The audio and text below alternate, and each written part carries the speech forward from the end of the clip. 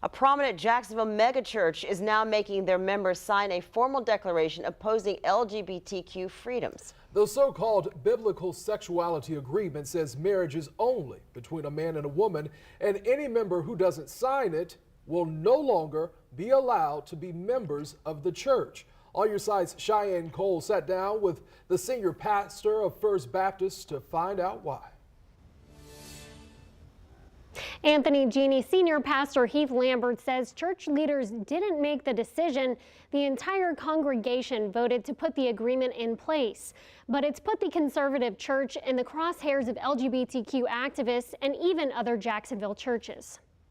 The First Baptist Church sexuality agreement makes clear that LGBTQ freedoms are not welcome in the church.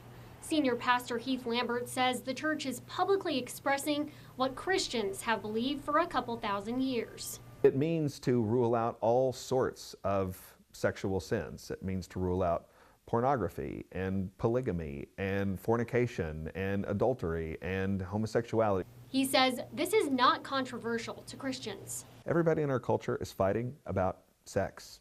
And we want our congregation to be happy and kind, and so we don't want to fight about it. And so it's just very helpful to say, here's what we think about it. And if you want to be a part of our congregation, you're welcome. If you don't, that's fine too.